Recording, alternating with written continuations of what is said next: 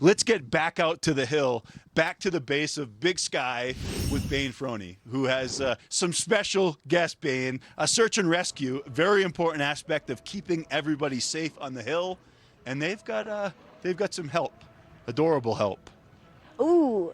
They have some adorable, adorable help here. And you know, that's one of the most important things is safety on the hill, especially when in a situation where there's an avalanche or, you know, someone needs some extra help. And that's why I have Max here with me. He's with Ski Patrol and he's also Hank's handler. I mean, this puppy right here. He does a lot of work, hard work, to help a lot of folks that are in trouble. Can you kind of explain what goes into training an avalanche dog? Training an avalanche dog starts with obedience and having a good dog that we can trust to listen to us. As you can see, there's a ton of things going on around us, and if the dog isn't going to listen, that's step one. That's one of the most important parts. That's the dog's safety. We want to make sure that they're good with people and they like people. So that's a big part of it too. And then they do have to go through several steps for obedience testing before they're allowed on the hill. Wow. And then once they're on the hill, we do training riding the chairlifts, riding snowmobiles. We train how to ski with them, keep them close to us, to keep them safe, how to carry them around the hill and things like that.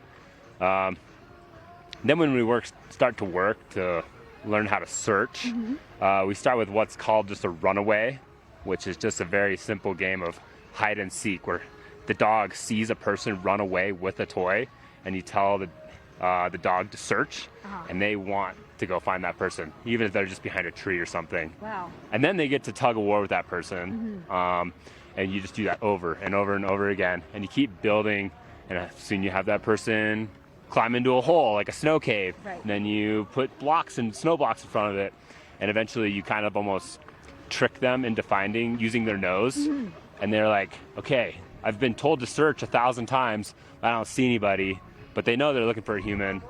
And I remember when Hank first caught on to that, it was almost like he was like, oh, I can sniff this person out. Wow. So there's a lot of training that goes into this. Yeah, this takes years. Takes years. Yeah. And so for Hank, how long has he been a part of this? He's been at Big Sky for 8 years. Wow. He started here when he was a 6-month-old puppy. I got him when he was 9 weeks old and started right away trying to teach him how to be a good boy and how to ski around and all those little things. And so, yeah. And he's being such a good boy right now. Hi, Hank. And, you know, can you kind of take us through what a rescue would look like in that dangerous and scary situation for Hank and for, you know, your entire team? Yep. So if there was an incident at the resort or in the backcountry where there was an avalanche and we're not sure if people are buried, or we do know that people are buried, your best shot of us finding you quickly is an avalanche transceiver.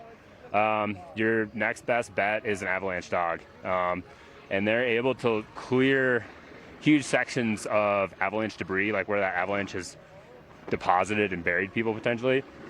They can cover so much ground, and they can catch scents that are blowing around on top of the snow, and they can start to walk in and run around and pinpoint where that scent is coming from, and they can do that within sometimes minutes. Wow. So you guys here, they do a really important job. Yeah. And of course, they got to get a little bit of a reward too. Yes. Can you kind of explain or show us how we reward Hank when he does a good job finding somebody?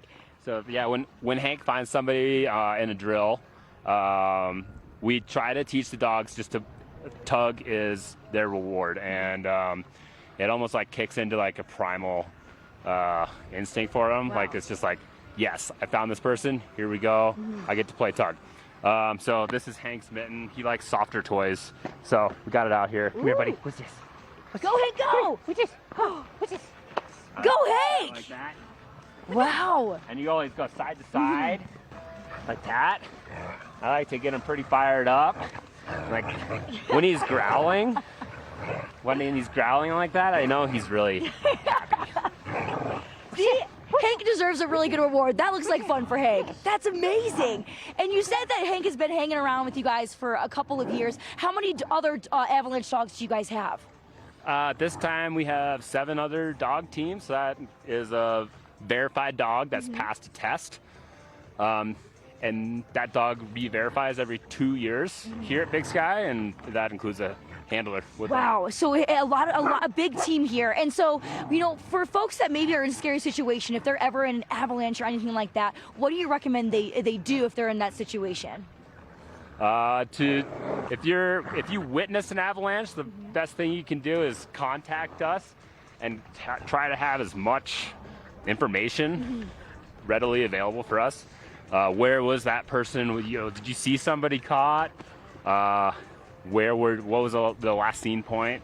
And to stay with that scene. And then, it's good to, if you're skiing around an avalanche terrain, it's important to understand avalanche rescue gear, right. Skiing with a partner, and understanding how that rescue gear works. Right. Exactly. Well, this has been incredible. Hank, you are so adorable. You deserve all the treats, all the fun. Look at Hank go. Look at him go. Even in all the wind, he has been having such a good sport. Thank you so much, Max and Hank. Of course, this is such an important part of, the safety that's when you're on these big mountains here, Ian. And, as adorable as he is, he has a big job that he has to do. So really cool stuff out here. And of course, when you are being safe on those mountains, it's important to remember those safety tips, especially when you are up in areas like Big Sky where, it can get pretty intense out here.